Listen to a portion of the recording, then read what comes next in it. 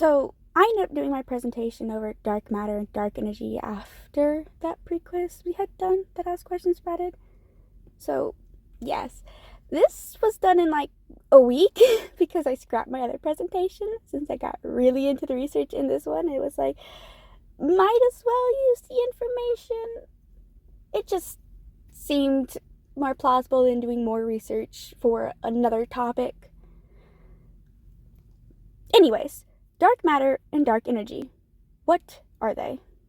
As our professor stated in his presentation over it, we do not know. Like, seriously, we don't. Dark matter and dark energy are forces in the universe that simply exist and interact things in the universe like gravity, but we still cannot see and measure them. You know how you get a new pet, and for the first couple of days to a week to 2 weeks, you simply call the animal pet, or call it by its animal name. Like, say you get a cat and you call it cat for a while, or call it something weird as a placeholder until you can think of a better name. That's basically what the names dark matter and dark energy means. They're placeholders until we figure out what it is and appropriately name it. We call them dark because it refers to some sort of force that must occupy the space, but what that force is exactly is completely unknown. However, this is what we do know. This is the part that made me drop my previous presentation. Dark matter and dark energy are entirely two different things. This is the reason why I started the rabbit hole of research. I thought they were the same things, or at least similar enough to use the terms interchangeably, but that's completely incorrect. That's no doubt about that. Dark matter is a substance that pulls galaxies together and slows down the universe's expansion, while dark energy pushes dark galaxies apart and speeds up the expansion. Currently, we can only see about 5% of matter in the universe. Only 5% of matter is visible.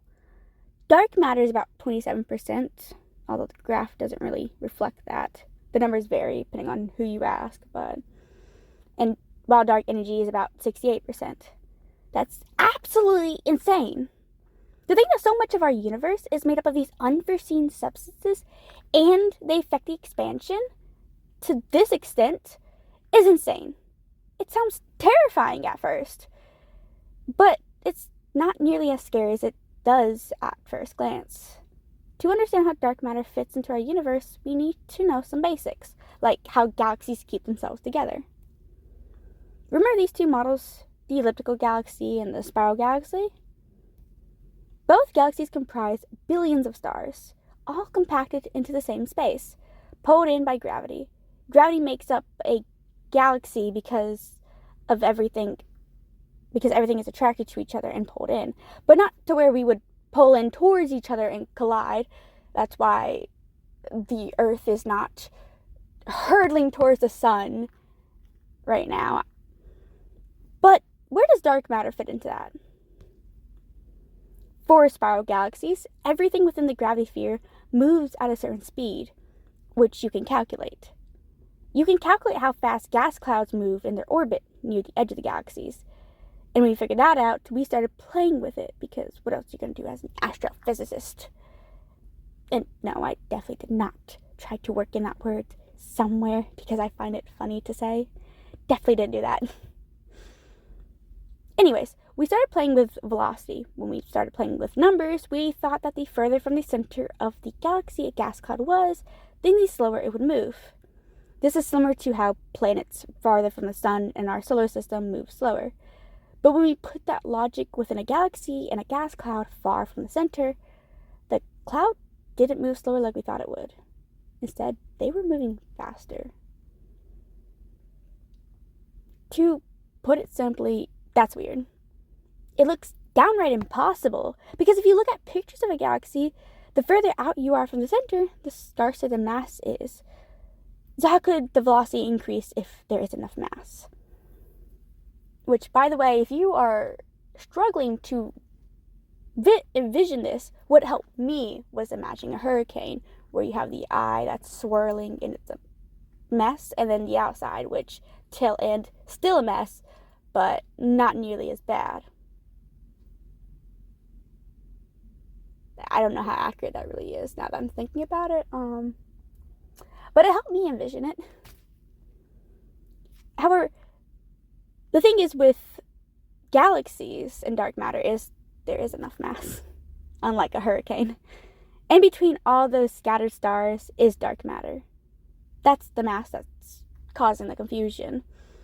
From what we are concerned, there is a substance out there that's beside the stars, gas, dust, and whatever else is in a galaxy. Furthermore, based on rotation graphs, a halo of dark matter must be embedded into each galaxy, and a lot of it too. But the same with speed differential and spiral galaxies can also be said for elliptical galaxies. Despite how undisk-like they are, we have found that the velocities of cluster members move too quickly in spaces without enough visible matter. Some sort of invisible voodoo matter would kind of explain this, so that's what we're leaning towards. So, what does all of this mean for dark energy?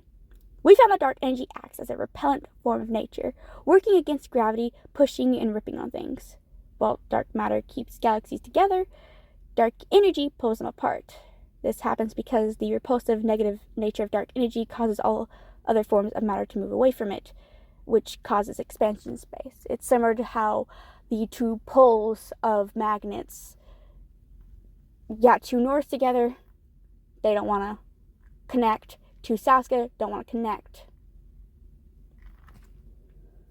As of now, I have been describing dark energy as some sort of boogeyman in space, reaping havoc and chaos as it gallivants. And that is basically how it operates. It often feels like a yin and yang presence. Just imagining how dark energy and dark matter exist in the same universe, colliding together, but somehow still working harmoniously. I must remind you of the previous graph. This is 95% of our universe. And yet again, we do not know enough about it. 95%.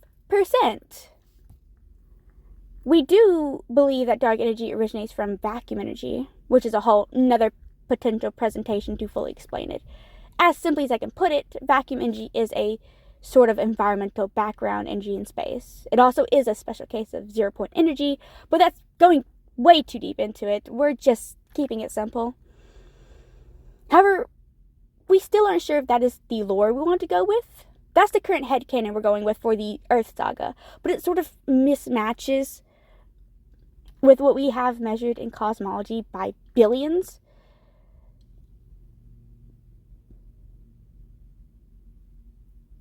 However, here is the brain melting section for alien species, and yes, that is basically all I have to say is that we just aren't entirely sure. I didn't know how to segue into the next section. So here's the brain melting section for alien enthusiasts. Remember how I keep mentioning the pushing effects of dark energy? I mentioned like every paragraph I've written, so you should remember it. And how it's contributing towards the acceleration of space expansion? Yeah, that has something to do with this section. With space continually expanding like it is, light has to travel further and further, slowly thinning out as it gets weaker and loses energy. When light loses energy, the wavelength it holds gets longer, and the time it takes to send information also gets longer. For this, light is the ultimate speed limit when traveling through space, and you would assume that nothing can travel faster than the speed of light in space.